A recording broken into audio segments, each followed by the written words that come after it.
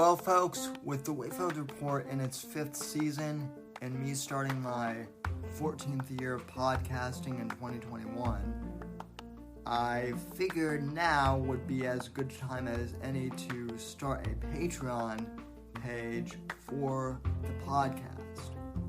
And I know everyone these days has a Patreon page who is a podcaster, but let me tell you what you're going to get if you decide to join the Whitfield Report Patreon. At the $1 level, you'll simply be contributing. That'll simply be a way of saying thank you, and I appreciate it, but that's that.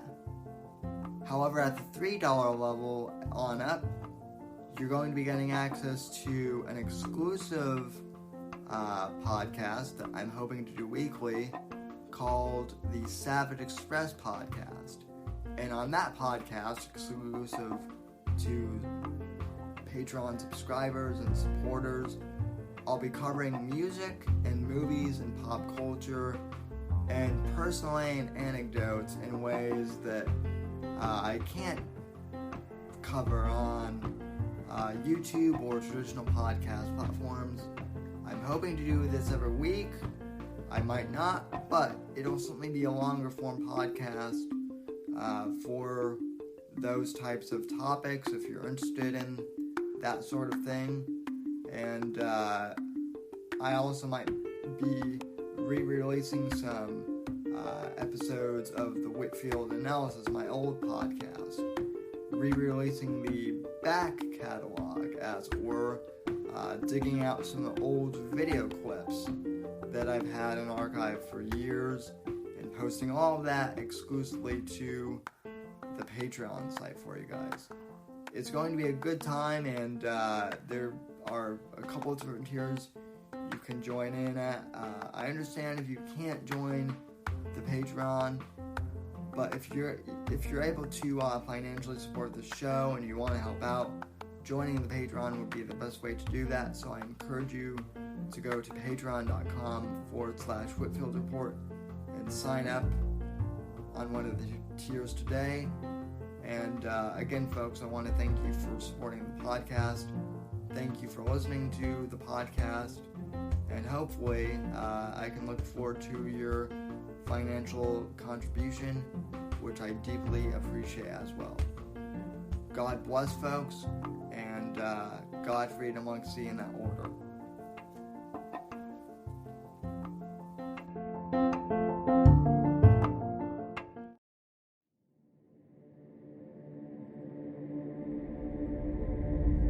Said Owen Benjamin tried to poison my lasagna. That's how you're going to try and diss someone in a wheelchair? By saying that the wind blew them over? That's your slight jab at me, buddy? Nice try. Must be nice to try and make jokes like that. Found out about Owen Benjamin and the Unbearables. I can't remember exactly who told me about them. It might have been one of them who had reached out to me, actually. Long story short, in like March of 2018, I was looking to, of course, continue building the show, and I was looking for a group of networkers, kind of like-minded creative conservatives, and I was told about the Unbearables. I found out about Owen through the JRE podcast. To be honest, I wasn't really a big fan of him comedically. Like, I thought he was okay, but he wasn't, great. But I kind of liked what he was doing with the whole, anti-trans kids thing. That really spoke out to me. And in the beginning, the Unbearables seemed to be a great network. People who were doing creative stuff like art and design and podcasting and video production, parody, songs, musicianship, in the case of Chuck Boris, and just late night streams, which was how I met the original DZ guys. Of course, John Neary was my first interview for the brief period of time I was with the Bears. But here's the thing, Owen's not even a conservative. He's a fucking leftist, posing. He's a wolf in sheep's clothing. how dare you? Owen is doing the shit that mass shooters do before they go out and do a school shooting. Here's my manifesto. We need to get rid of the weak people, and I'm not saying he's going to be the one to do this. An Australian man murdered his wife with a pair of scissors, stabbed her in the chest. This is a warning to the general public about Owen Benjamin. We warned you. How dare you? Must be nice. According to him, the goat urinated on him first, in front of Amy. all this gay talk is pissing off my German Shepherd.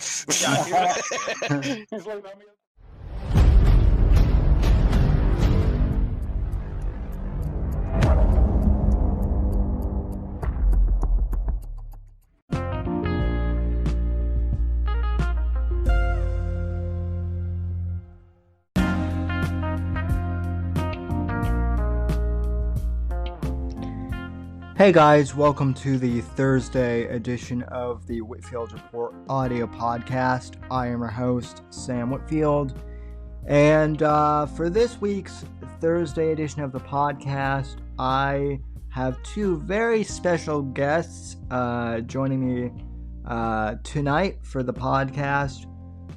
Jayson and Tate Veley.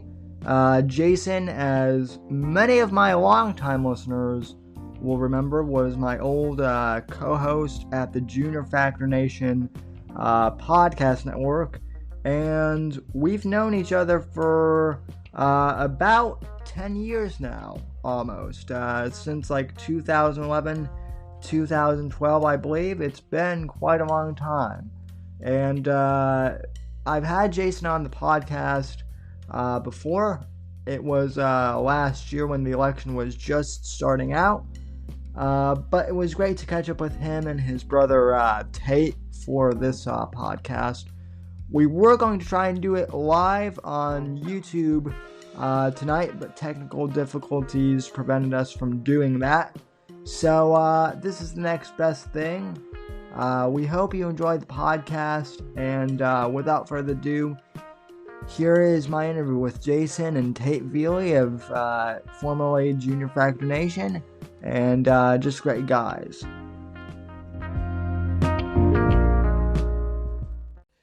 So, anyway, guys, welcome back to the Whitfield Report. And it's been a long time since you guys have been on. So, just how are you guys doing tonight? Can't. It's always a good night, Sam, when we could join you on the air. So I'm not complaining. Well, thanks for joining me. Absolutely. So, we're a week removed from the death of Rush Limbaugh. Today, in fact, is, I believe, a week since his death. And Jayson, I know that you were always more of a Mark Levin fan, but I also know that you listen to Rush. So, do you remember when the first time you heard Rush was? And, if so, what was that experience like? And then what, if any impact, did he have on you as a podcaster? Well, I'll get into the impact he had on me as a podcaster. I'm going to let Tate take the question of when we kind of first started listening to Rush, because we kind of have like an interesting story growing up with that. And he tells it better than I do. So, yeah, well, so, I mean, to as they say now in the media press, to circle back to that. I remember a long time ago. I mean, I remember truthfully listening to Rush, like subconsciously almost, as far back to when I was maybe even like 6-7 years old. I just recall my dad. He was a frequent listener. He would watch Fox News and all that as well, but the one thing he would rarely miss was the Limbaugh program. Mm-hmm. And I just remember so vividly, anytime we were on a car ride during Rush's time slot, anytime we were specifically at the beach in Florida was a huge time when he would bring a little cooler radio out to the beach with us, and he'd turn on Limbaugh, and I wouldn't be actively listening, but I just remember Limbaugh's voice being there all the time. Yeah. Anytime my dad was listening to radio, it was Limbaugh, and I associate so many unbelievable memories with hearing his voice, and it's really incredible because those memories helped to shape my listening to him as I got older as well. I found comfort in listening to his show. It was like listening to a buddy, a friend who I've been around forever. Yeah. And I mean, we needless to say, his show impacted my beliefs and stuff, and it was just like listening to someone who was thinking the same things that I was thinking and all that. But I just recall hearing him all the time throughout my entire childhood, and that manifested into me and Jayson being huge fans of his throughout, up until his untimely death. Yeah. Really, really incredible. Yeah. For me, and I know that the listening audience has heard this story millions of times, so for those of you listening, bear with me. And I think I might have told you guys this story as well, but it would have been a long time. I specifically remember the first time I remember hearing Rush, I was in the car with my mom, and I was about like 9 or so. And I was already kind of into, I wouldn't really say politics at that point, but like American history was like my favorite subject in school at that point. And I remember hearing Rush, and I remember just hearing how much energy he had and how much fun he was having on the radio. And I remember thinking to myself, like, right then and there, I knew that I wanted to get into radio. Like, I knew that was what I wanted to do. And then later on, I remember him talking about, like, American exceptionalism on his program. And at that point, I think I was, like, in 4th or 5th grade. And all of the American apologist curriculum was starting, like, even then. How America wasn't that great, and the whole thing with, like, how we mistreated Native Americans and all that, and, how we had a lot of, shame in the past. But Rush, was the opposite of that. So that kind of planted a seed for me, so I would really listen to Rush as much as I could during the summers. And then right around the time, like, podcasting became a format, I remember a friend of mine actually started, like, a comic book podcast, and he's not doing it anymore. But I remember thinking, well, what if I were to do a podcast, like that? So I grabbed, like, one of those USB headset mics and just pressed record on, like, whatever the standard Windows, recording program was at that point, and started doing, a podcast. And then, I would kind of play around with it on my own time.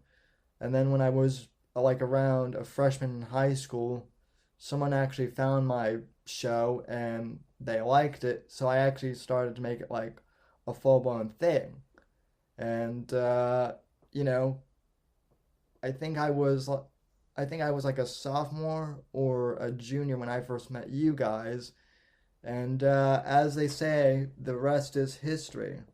Indeed. Yeah, it's amazing. And to go off that too, I think you and a whole bunch of others in America were shaped and developed your future by Rush Limbaugh opening up that door, and by talking on air like a lot of us thought.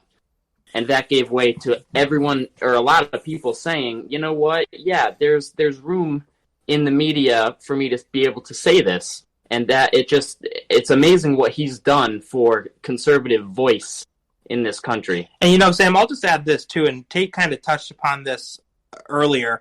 One of the reasons I think Rush was so successful at so good at what he did, And the reason I think why he had such a large audience, of course he was very smart and very well spoken, but Rush also had this way of making every single person listening to him feel like they've known him forever, feel like they're best friends with them.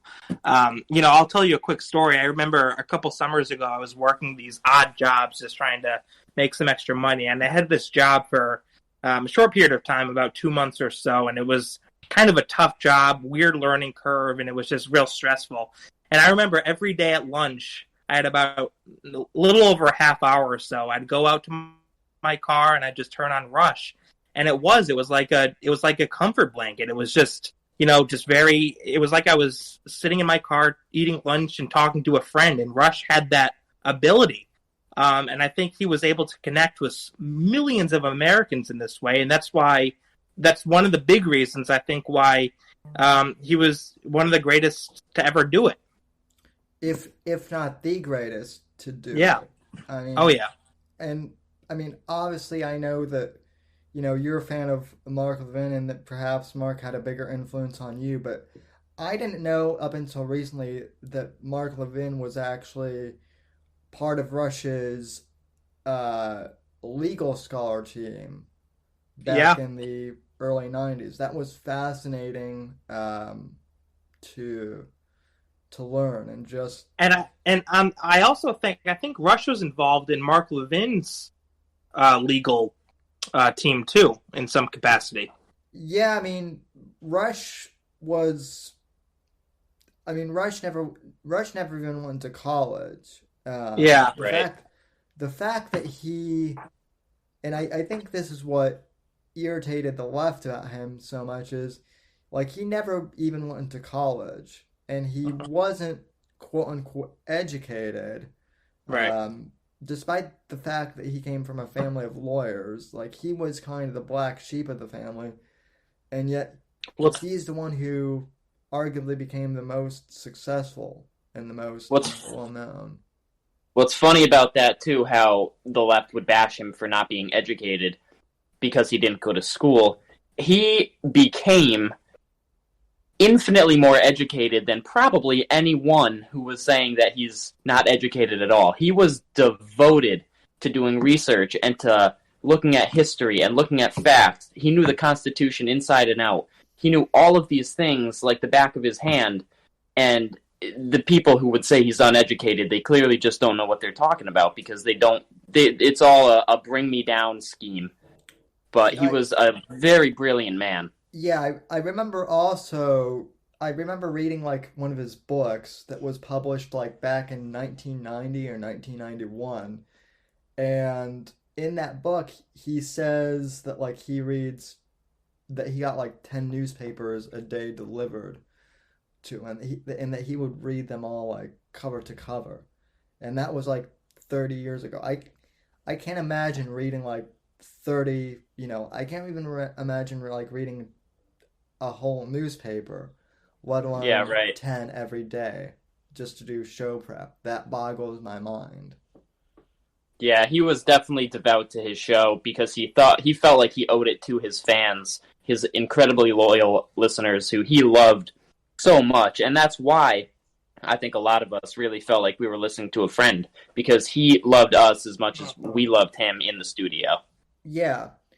So, where do you think the conservative movement really goes from here? This is a question I wanted to ask you guys as well, because the last time we talked, at least on the show, the 2020 election was still, it really hadn't even gotten into full swing yet. But what are your thoughts kind of on how the election turned out, and were you surprised? And where do you think the conservative movement goes from here? People keep asking me that, and I have a few ideas, but as people who have been in the trenches with me for all this time, where do you guys see things going for the conservative movement?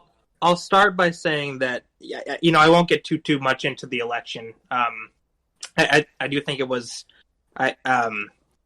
I want to be careful with what I say here, Sam, because I don't want anyone coming after you and shutting down your show. But I think there was some things going on that weren't necessarily in Mr. Trump's favor, so to speak. Yeah. I don't know how legitimate the results were. But you go can ahead. You can say the election was stolen. I've said it before. Okay. All right, fair enough. Hey, listen, it's your show. I didn't want to impede, but if you're fine with that, yeah, the election was stolen. It was replete with fraud. I think that it's incredibly obvious that the Democrats had this in the works had this plan in the works for months leading up to the election. I think they took advantage of the whole COVID-19 situation to try to ram through mail-in ballots, which just invites fraud. I think that Trump was the real winner, and I think that Biden won because the Democrats forced him to win, essentially. Yeah. Go ahead. I mean, if you want to know my honest opinion, and I have to be careful here, I don't think COVID is fake, but I think it's been drastically overblown just as a whole. It's been politicized. And yeah, it has been politicized, and it has been from the very beginning. I don't think, honestly, and I mean, now that we're connected to Discord, I'll invite you into my Discord, but Apex, my co-host on the Saturday show, he and I have both been adamant that masks are completely useless in stopping this thing. So why then does Fauci and everyone else, I mean, now they want us to wear 2 masks, and we're told that even with the vaccine, it's not going to be enough. We're still going to need to wear masks. I know, and it comes down to, Sam, because the government, the federal government, the state governments, the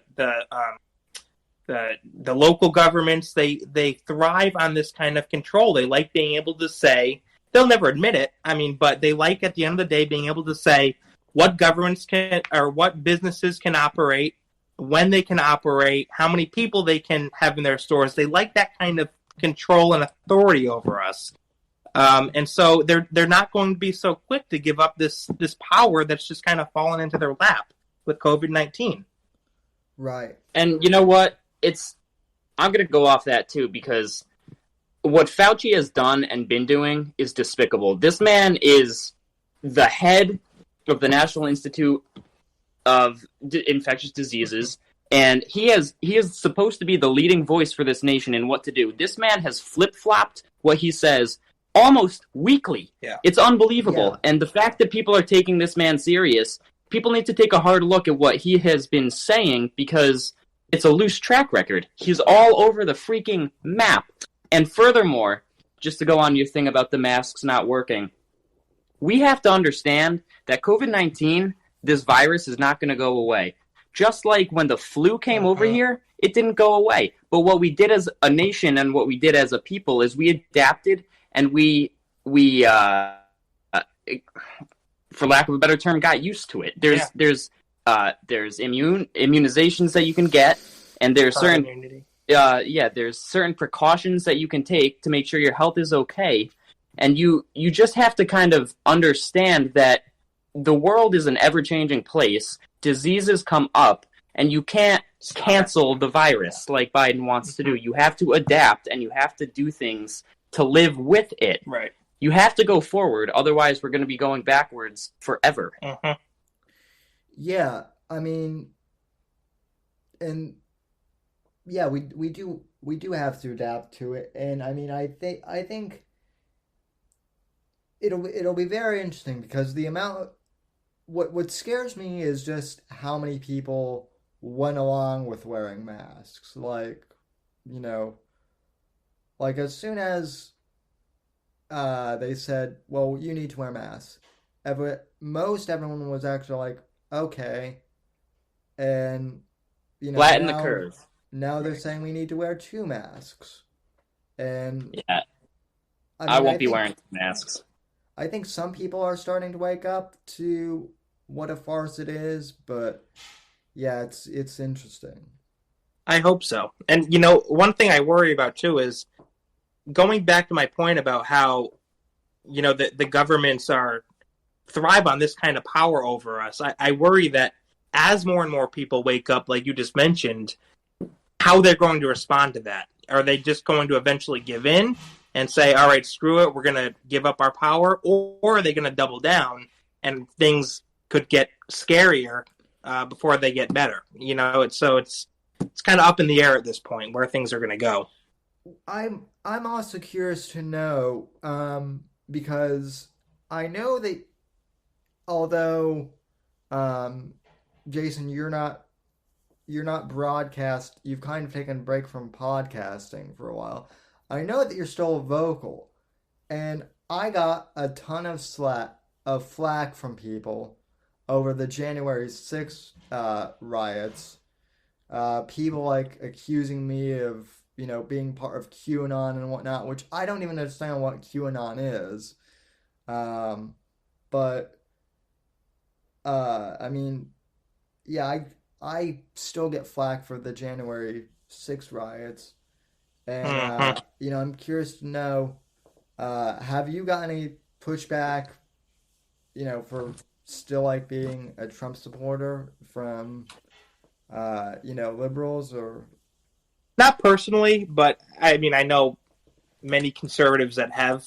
What liberals like to do a lot of the time, Sam, as you well know, is lump all of us conservatives into the same group.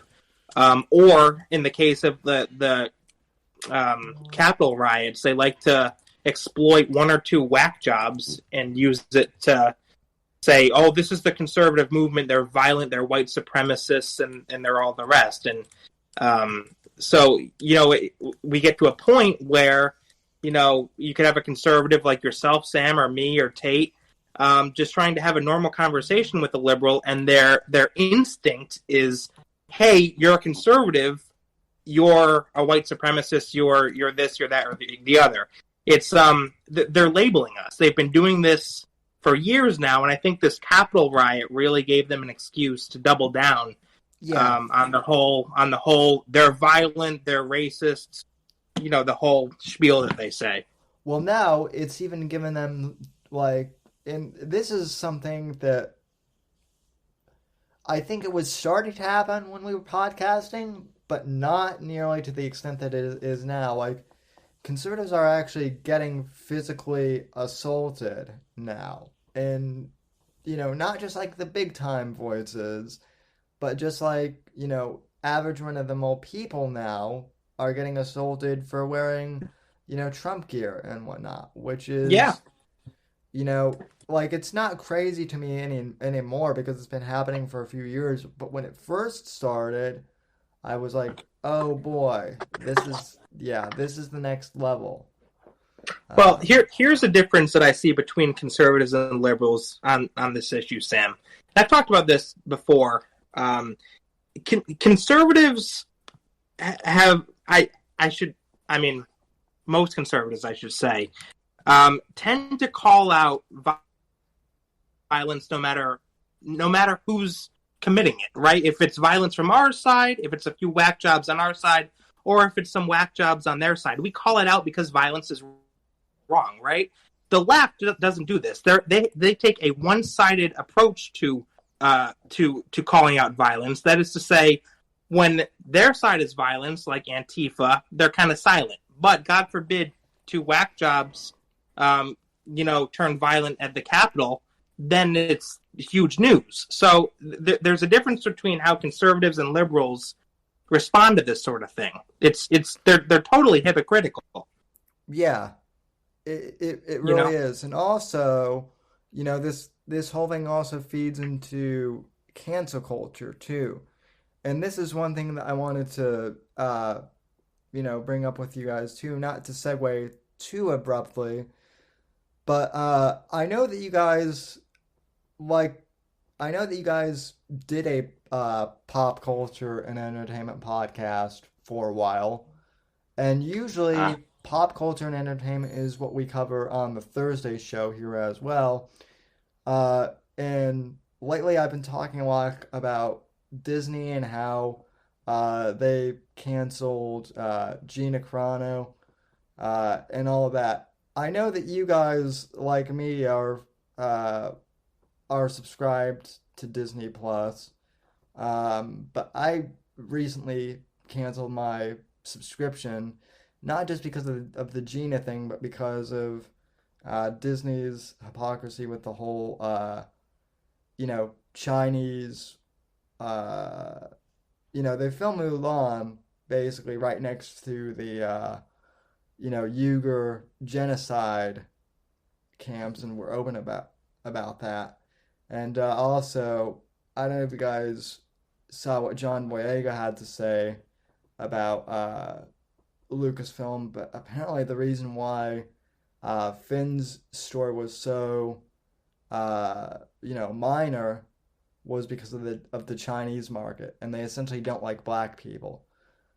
So Tate, you had some interesting takes on the whole Lucasfilm thing.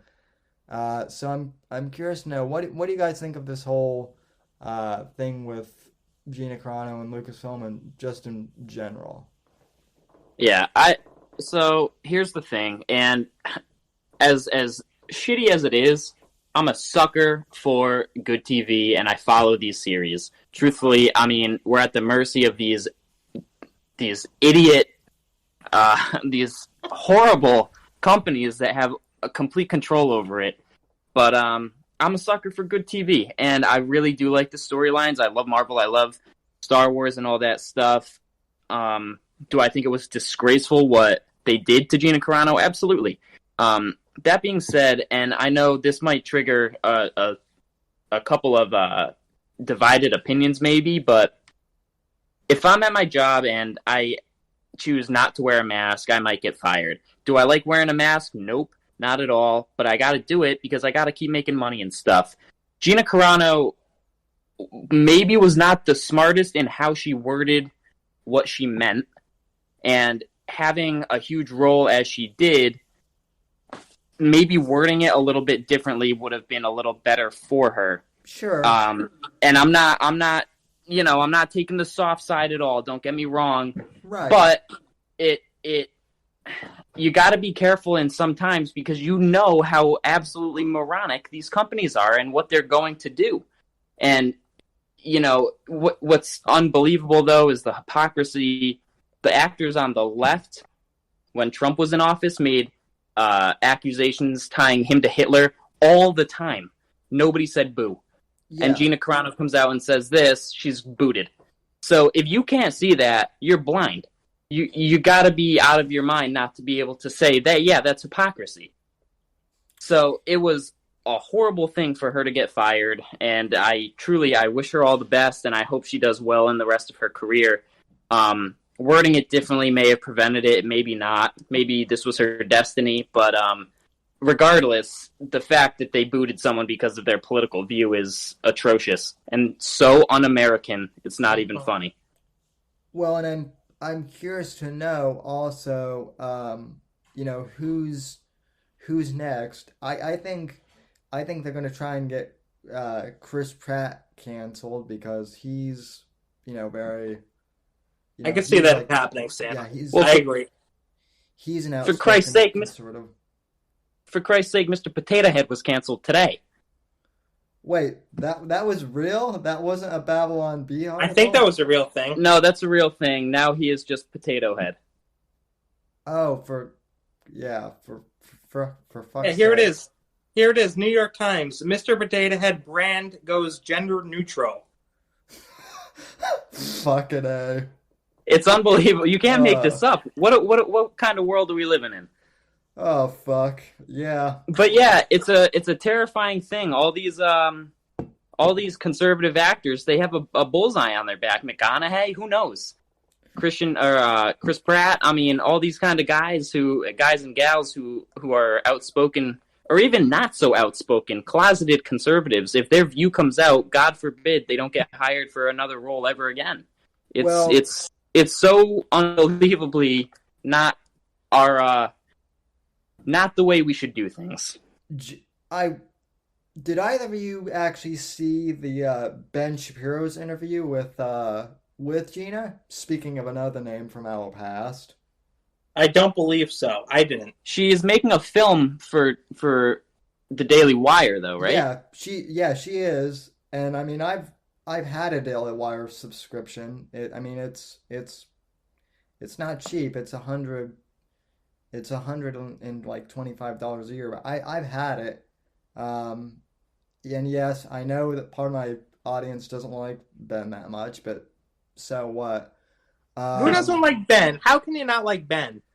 Well, yeah, that's they think he's like too much of a pro-Israel shill, and they think I love Israel.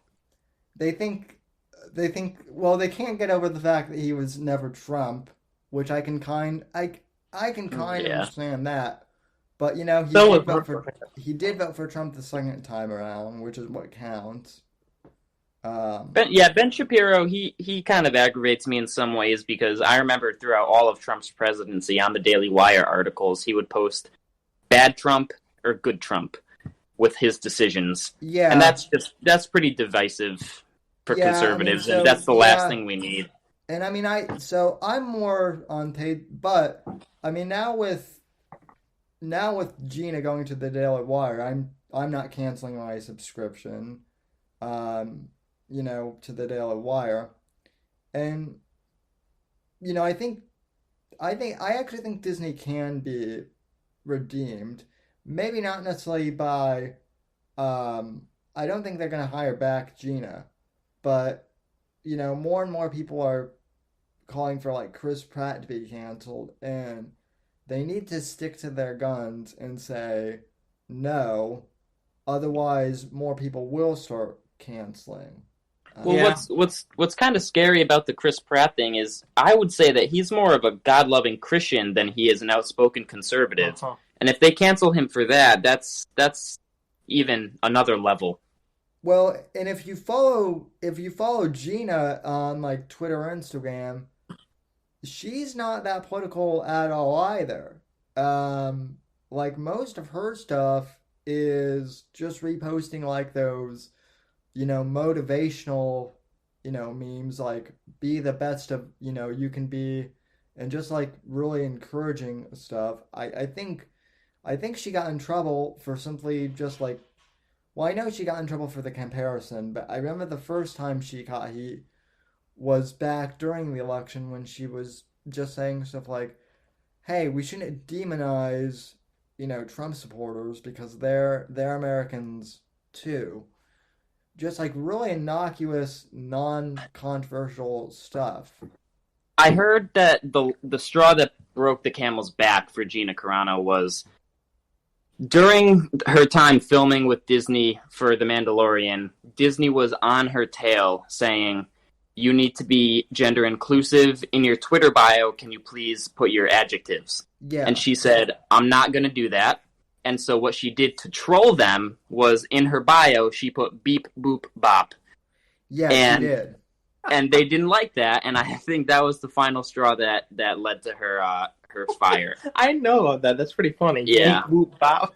Well, you guys should watch the interview that Ben did with her, because essentially one of the things they wanted her to do, and this is partially why I canceled my subscription. It wasn't. I mean, I can deal with Disney being liberal. I'm okay with that. But what I can't abide by is the fact that they basically told her, we want you to apologize for that, and she said no, and they were like, well, we want you to watch this film on LGBTQ inclusivity. So she's like, okay, I'll do that. She watched the documentary, and then they were like, okay, now we want you to get onto a Zoom call with 40 people in the LGBT community and apologize to them individually. That's communist China tactics. Now you Yeah, make people apologize publicly like that, and yeah, that's like hostile work environment stuff that it's would scary. violate human resources. Yeah, that's a terrifying road to go down.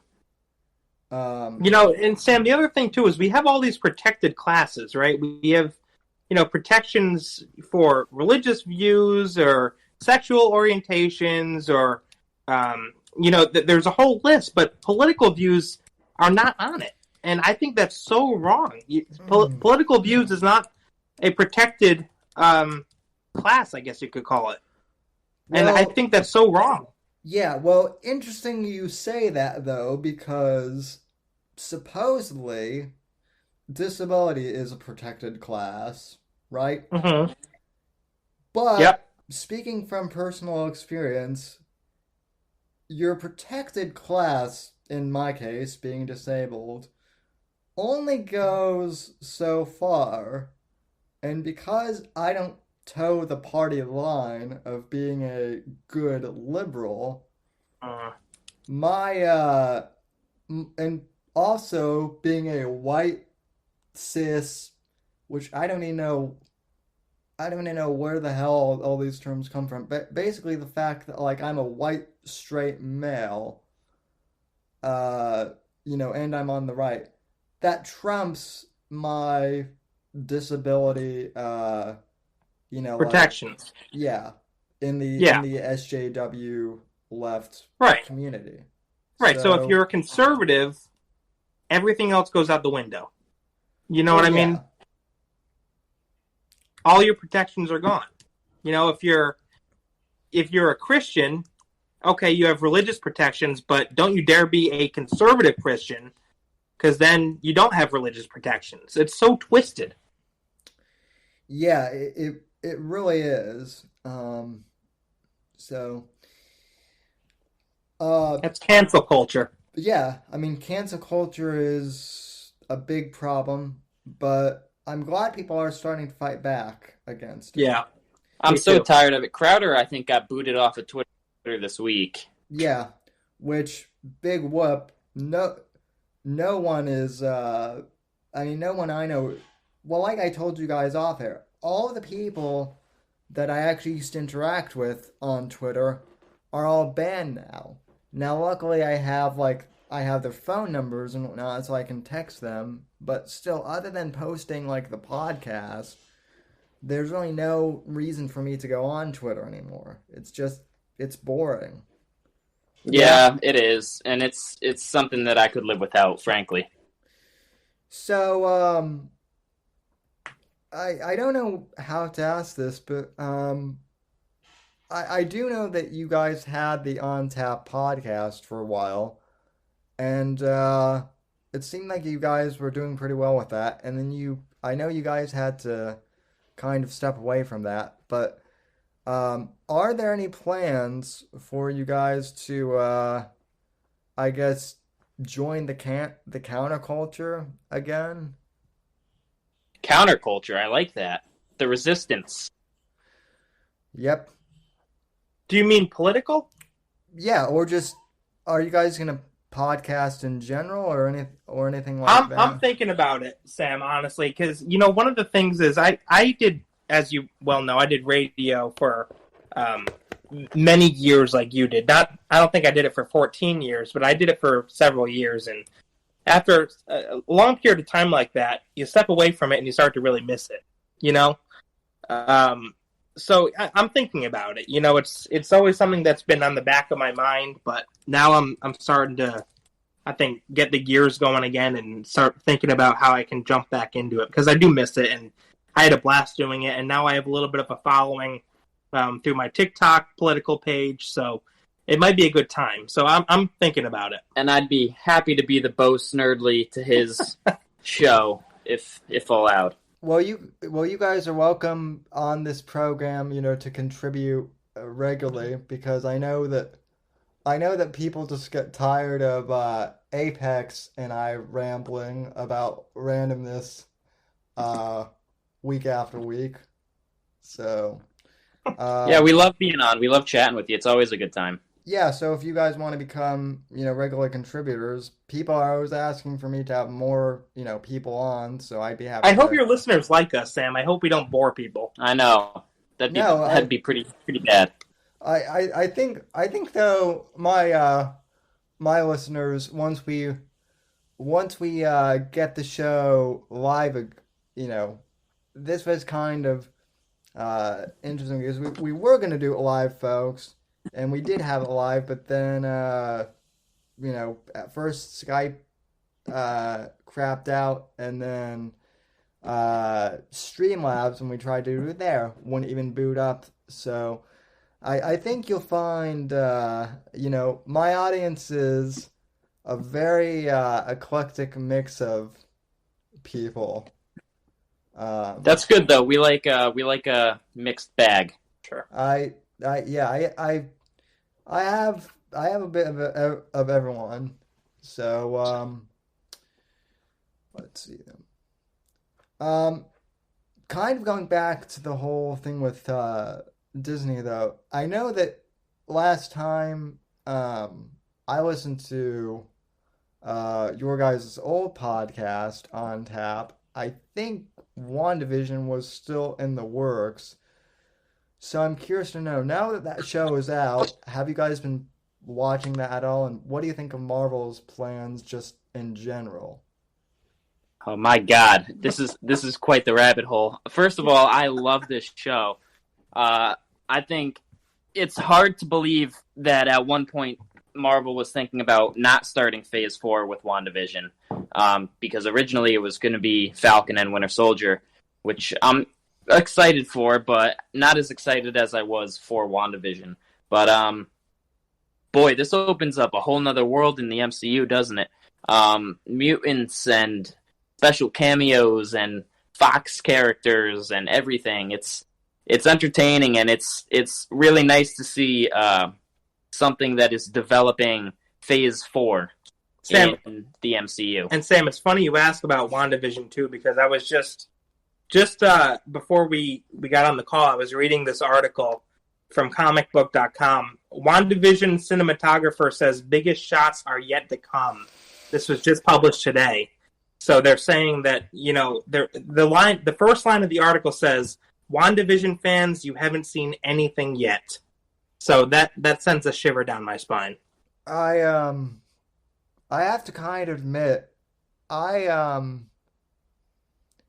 wasn't a big fan of Elizabeth Olsen up until this series. Like, I know that her character, Wanda, aka Scarlet Witch, has been in the Avengers films before, but she was always kind of like she was always a side character, and she didn't have a lot of screen time.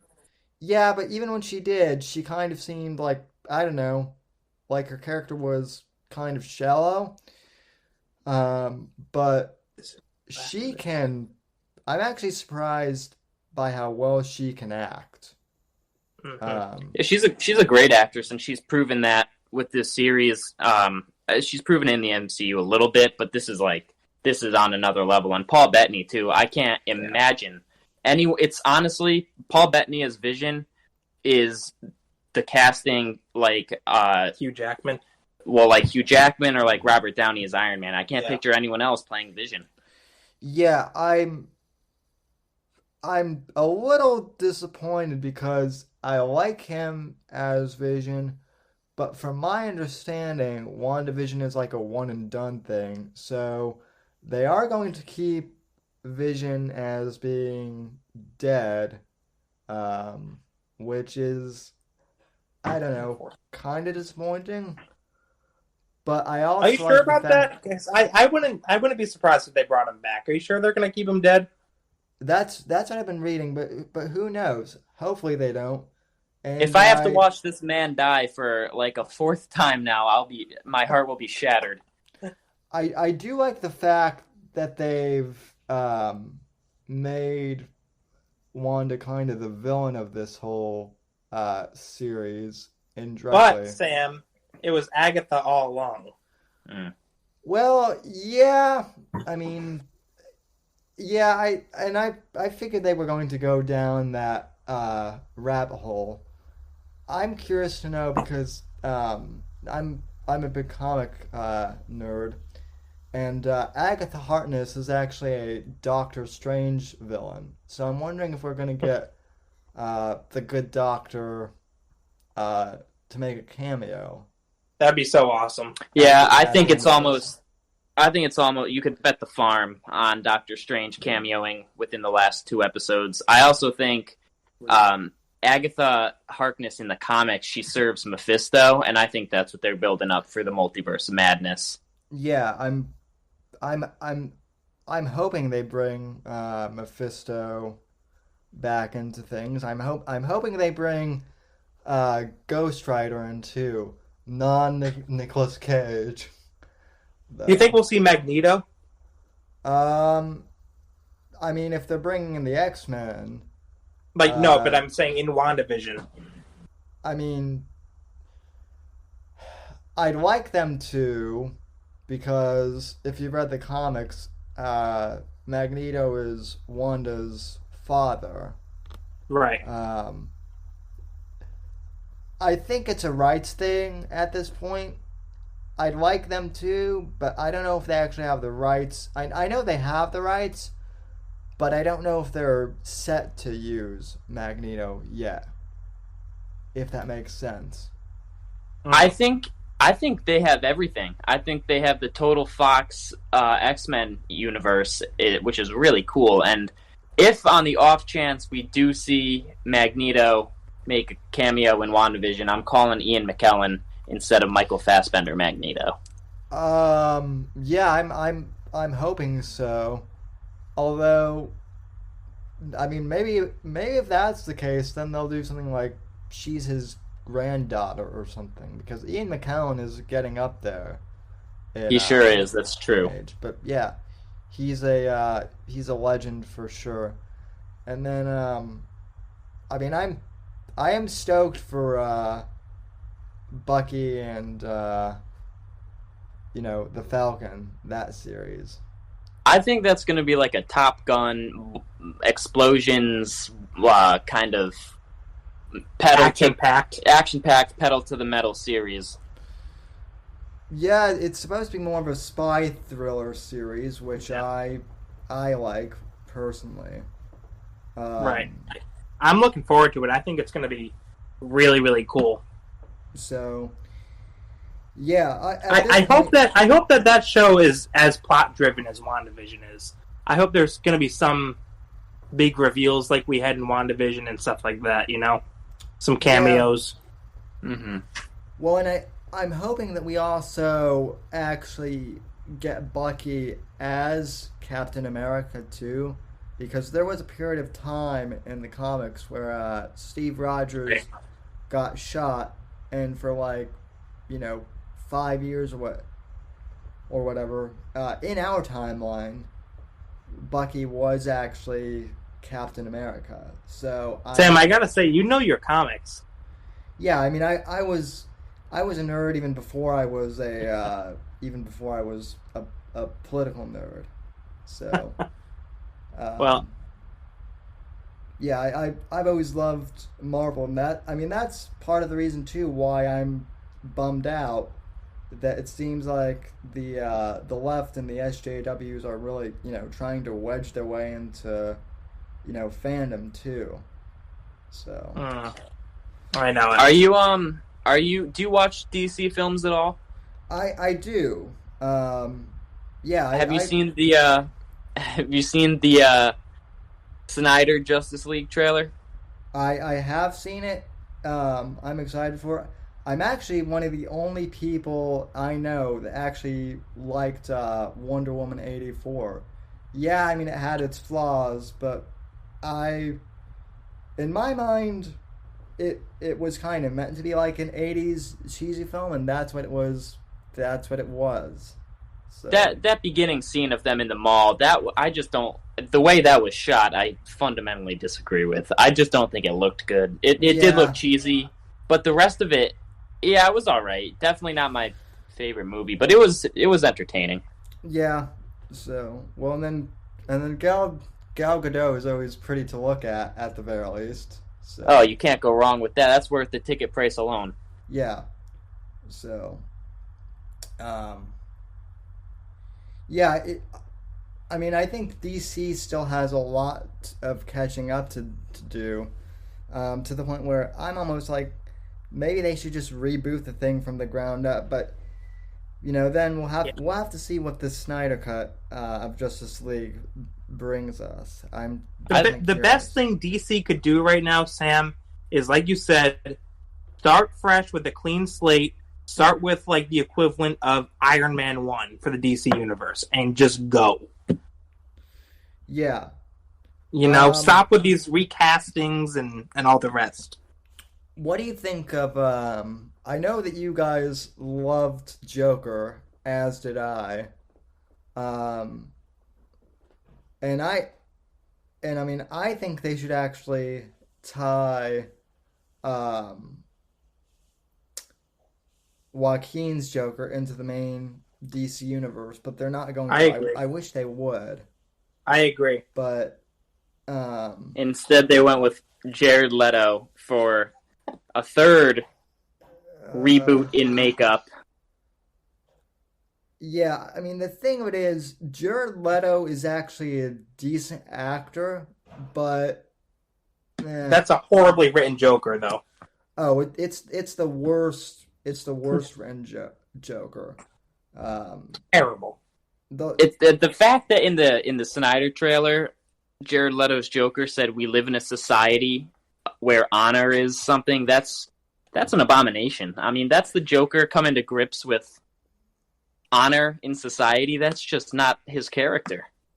Well, I feel like the thing with the Joker is everyone has been trying to copy Heath Ledger for the past, 15 years. And I'm sorry, but you can't copy that. No, you never can. And I guess pay tribute to it, but don't try and copy it directly. Right, I agree completely. That's like trying to mimic a Rush Limbaugh on the air. You just can't do it. And then, what do you think of? I'm curious to know, what do you guys think of Robert Pattinson, aka Sparkly Batman? I'm excited for it. The internet's been kind of divided on it, but it's one of those castings where it's not really typecasting. Like, he doesn't really fit the image super well, but when I heard it, I was like, okay, like let's see how they write it and let's see what they do. There's he's a great actor. He was phenomenal in Lighthouse and stuff. So I think he could do it. I think he's up for the task, and I think he's a good enough actor to actually make a good Batman. Have you seen The Lighthouse, Sam? Yeah, I actually did see The Lighthouse, and it was a weird movie. But yeah, I liked it though. It was interesting. Yeah, I liked it too. I actually, like you guys, I don't like horror movies, although there are some that I like. But I'm more of a psychological thriller type of guy, and that was definitely in that vein. And yeah, it was. Yeah. Also, did you hear the title of Spider-Man 3 is confirmed? Really? It is No Way Home. So we got Spider-Man Far From Home. Homecoming first. Yeah, Homecoming, Far From Home, and No Way Home. Right. Seems to be kind of an overarching theme here. Indeed. It does. So, and I like Tom Holland as Spider-Man. What I want them to do though is I want them to keep him around a bit more so that we can actually like see Peter Parker grow, because we've gotten like 10 films of him in high school now, but like I want to see Peter when he's in his mid-30s. because there are some interesting stories then. Even the video game starts off with him in his mid 30s. He's been Spider-Man for like 10 years now, or 15 or something. Yeah, and I like them to go with that Peter in the movies instead of. I mean, I understand that he's popular with teenagers, but seriously, you don't need to reboot the character every 5 years. Well, I like how they started Tom Holland's Spider-Man being this kind of young, naive, innocent high school hero, because that I think is very true to the comic books. But going off your point, I think it would be very cool to see him grow up and mature as a older Spider-Man, you know? Yeah. So, I hope they do keep him around. I hope in Spider-Man 3, do you think it's going to be interesting to see what they do with the multiverse? Yeah, it is. Well, and now with them having rights to the Fox characters back, I'm curious to know if they're going to bring Venom into this. Listen, I want to see some Toby. Yeah. If I don't see Tobey Maguire doing his pelvic thrusts dancing, I'm going to be a sad boy.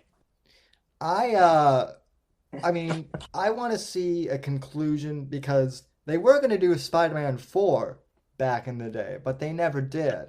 Yeah. And, I mean, Spider-Man 3 was kind of a weak. I like Tobey Maguire, but maybe that's just because I'm old and he's still my favorite Spider-Man. I love Tobey Maguire. I thought he just embodied Spider-Man, and that's probably truthfully because it is nostalgic. But I loved him as a Spidey. It'd be something else to see him come back. I wasn't a big fan of Andrew Garfield, only because I felt like he was more of a skater. He was good as Spider-Man, but not as Peter Parker. He wasn't nerdy enough. It was a different take on Peter, for sure. Yeah. You know, but, I mean, I didn't mind the Amazing Spider-Man movies, Sam. I know a lot of people really didn't like them. I didn't think they were horrible. They were entertaining, you know, but nothing compared to Tom Holland's Spider-Man or Tobey Maguire's. Yeah. Definitely. But like I said, they were interesting. They were decent movies, I thought. Yeah. I definitely hope with them also acquiring the Netflix characters, I'm hoping that we do get like the promised 4th season of Daredevil as well. That's a show I've never watched. I've heard a couple people, recommend it to me, but I've never watched it. It's probably like the standard for comic book shows at this. Really? In my opinion, at least. It's it's really character driven. It's really dark though too. So if you're into that type of stuff, then you'll like it. If not, then you won't. Well, maybe I'll check it out. But yeah, it's a good show. I would recommend it. So, and then I would also recommend after that the Punisher series. So yeah, that's a show I watched. I think I watched the first couple episodes of that. I don't know how many there are now, but it was a show that I started and stopped for whatever reason. I did like it. I didn't stop because I didn't like it, but that was a really, really cool show, and I want to pick it up again at some point. Well, like the MCU, the Netflix shows tie into each other. So if you're not caught up on Daredevil, there are going to be Easter eggs with like the Punisher show that you might not get, because they do tie into each other. And now with them being, the one thing I do worry about with Disney having like rights to the Punisher is I don't want them to make Daredevil or the Punisher like PG characters. Oh yeah, I know because those are dark characters. Yeah, and that is my one complaint with Disney's Marvel. I understand why they're doing it, but I'm really hoping that we do get a true horror film version for Doctor Strange too. And I think Doctor Strange 2 is going to be pretty. I don't know if scary is the right word. I think it's going to be more intense than we're used to from the MCU. Yeah, I'm hoping so. If they do that, I'll be, pretty happy. So. Yeah, and there's a lot they could do with the multiverse. In Doctor Strange, there's just so many avenues they could take. It's going to be interesting. Yeah, for sure. And especially if we get Guardians of the Galaxy 3, which I know, hopefully they'll be doing that next year. Yeah, that'll be coming out. That's going to be an exciting one. So, and I think I shared this with you guys, but Chris Pratt is actually doing another project for Amazon that I'm pretty excited about. He's doing this series called The Terminal List, which was based off of a series of political thriller novels that I've been reading for the past few years. It's basically kind of the plot in the novel is basically this Navy SEAL comes home and discovers he has brain cancer from an experimental drug that the military injected him with, and basically the deep state tries to kill him, and they kill his family, and it's basically the novels are basically conservative murder porn, basically is how conservative John Wick kind of stuff. Yeah, basically. So that sounds inviting. Yeah, the novels are great, and I'll send you guys a link to them on Amazon because they're definitely worth it. But they're making into a series on Amazon Prime, and Chris Pratt is being cast, and I mean I'm really excited about that. That's supposed to come out at the end of the year, so yeah. That'll be fun. I really like Chris Pratt. Yeah, I mean, and I know that he's more known for being like a lighthearted comedy actor.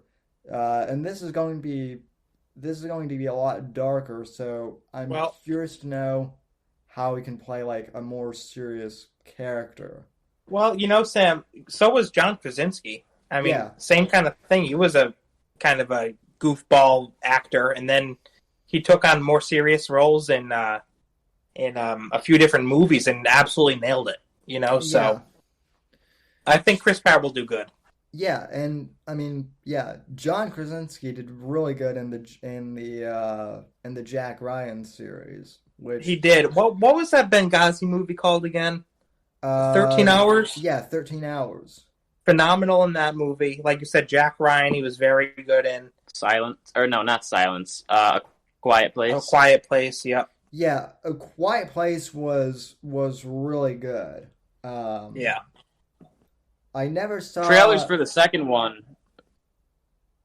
For the second one look really good. Yeah, I mean, I don't know though. I'm interested in the second one, but also that was a movie that is good kind of on its own. I didn't feel like it needed a sequel necessarily. I get that. Yeah, I could understand that. I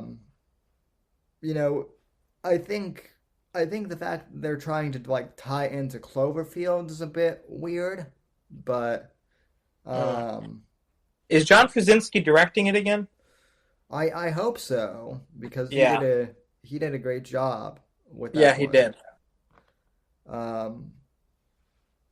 So and I mean, again, that's another one that is kind of, I don't know if that would be in the horror genre, but certainly in the suspense, genre Yeah. for sure. Yeah. So, but anyway, well, is there anything else that you guys would like to cover or I think we covered a hell of a lot, Sam. yeah? And You know? I know that I've been keeping you guys a bit late, so I apologize. But I Hey, want to thank you for your no time. worries at all. We had fun being here, as we always do, man. So, anything that you'd like to promote? I know, Jason, you said you're on TikTok, and Yeah, if people have TikTok, they can check me out. Just type in, I guess, just my first and last name, Jayson Veley, JaysonVeley. And if you like comedic, conservative content that's very biting and passive aggressive towards the left, you'll love my content. I do want to ask you about that real quick. Sure. So you do a series, which I've actually played clips of it before, called "Living with a Liberal," in which you play yourself as a character, but then you also have like a liberal SJW character that you've made too. Yes. And it's a one-man show essentially. Yep. So I mean, first off, like, are you just drinking beers and randomly think of like random plots? Or how Pretty much. That's the process, pretty much. Sometimes a whiskey. So much like what I do if and when I write satire too. Indeed. So, and then do you film it yourself, or how do you do all of that? And then I know that you were doing like a podcast too. I know. Yeah, so I was doing a scripted podcast based on the 2 characters that I created, and I did about 5 of those, and when you do scripted podcasting as opposed to just like this kind of a podcast, scripted podcasts are very, very time consuming. Mm-hmm. And I think I underestimated how much time that would be taking up. So I did 5 episodes of that. People liked it, but I unfortunately had to put that on a hiatus for now. But I'm still doing the TikTok videos. It's a one-man show. I just set up a tripod and first I write up a script, and then I just set up a tripod. I dress up as one character, do all the clips for that character. Then I change clothes, and I do all the clips for the second character, and then I just edit it together and upload it. Takes about little over an hour to film and then edit and upload. Yeah. So also, our fans actually cross over somewhat, and I can't remember this person's handle, but someone asked a while ago, is that beard yours? And are you planning on growing that thing out? Like, is it mine? Yeah, is your beard long enough to be like its own entity now? Do you own the beard, or does the beard own you? Well, in many ways it owns me, Sam. In many ways it does have a mind of its own because it grows every which way. Though I will say that my lovely fiance got me a beard grooming kit for Valentine's Day a couple weeks ago, so I've been using that and taming the beast, so to speak. So that's helped. Yeah, she's trying to give you a few hints. I can see. Well, the thing is, she likes the longer beard, though. She just, wants it groomed, I suppose. So, as do I. Oh, that's good. Because otherwise, the thing about my beard is it grows out, not down. Yeah. So you got to have some maintenance there. But I have a thing of I can't grow a beard to save my life. I can grow sideburns, and I can grow a really cool Tom Selleck mustache, but I can't grow a beard at all. In fact, people get mad when I shave the mustache now. It's funny. I think it's iconic for you, Sam. I'd keep it. Yeah, just pencil in the gaps. Yeah, every once in a while I have to shave it because it gets like too unruly. And whenever I shave it, I have to shave it all the way off because if I don't, I accidentally end up giving myself a Hitler mustache, and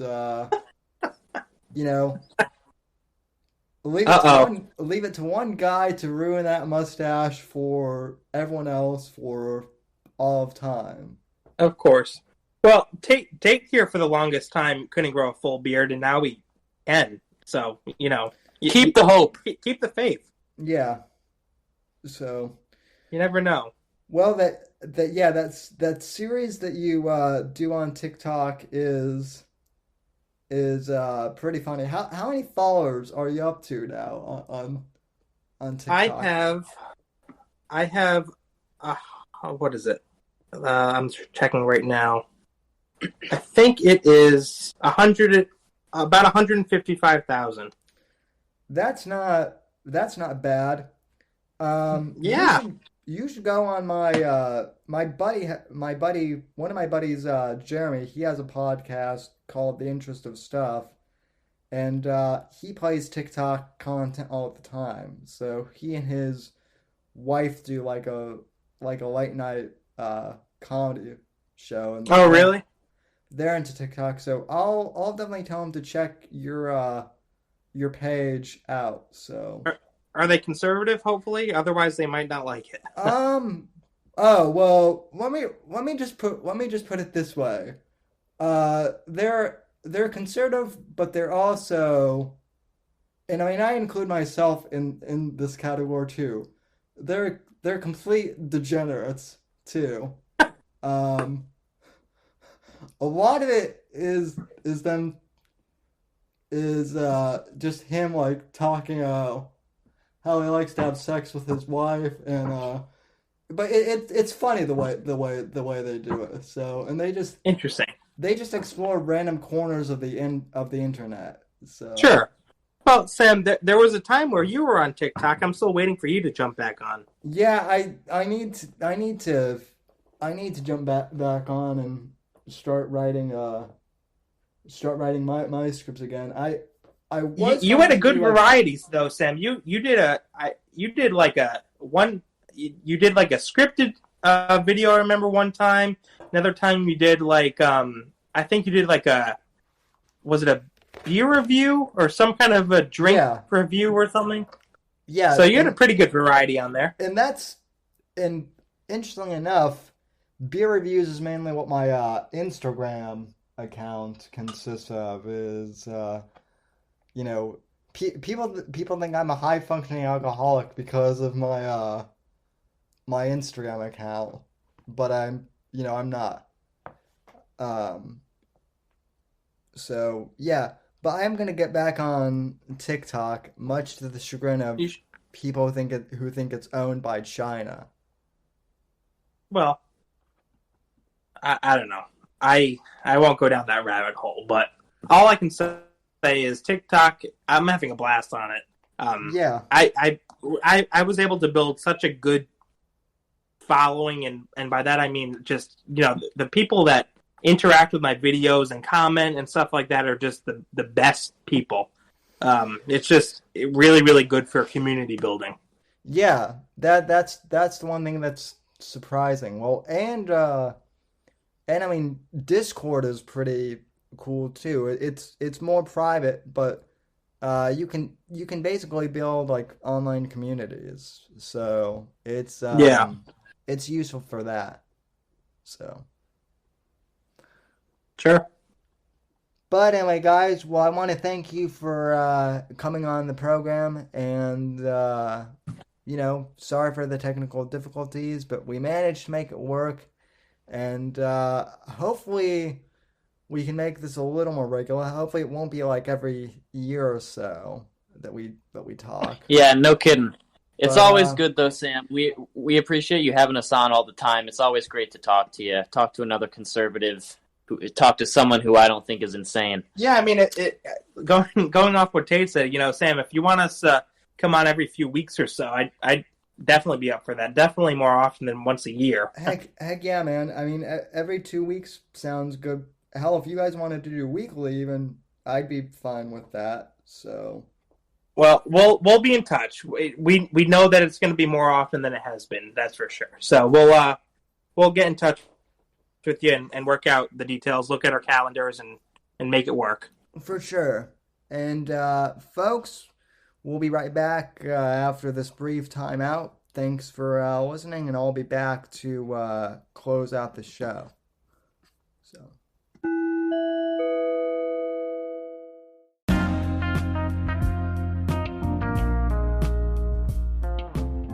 And folks, that will do it for this week's Thursday podcast. I want to thank Jayson and Tate once again for joining me this week on the Thursday podcast. Again, go check out Jayson on TikTok at Jayson Veley. And you can also follow both of the brothers on Instagram as well, at Jayson Veley and at Tate Veley. So I want to thank them both for coming on the program, and hopefully they'll be more regular contributors to the program if their schedule allows and whatnot. And I want to thank you, dear listeners, for tuning into the podcast and joining us for the Thursday show. I will be back Saturday night for the live stream, 10 p.m. Eastern on youtube.com/The Whitfield Report as always. And until then, God bless, God save this great nation, God free and democracy in that order, and I will see you on the next episode. God bless, folks.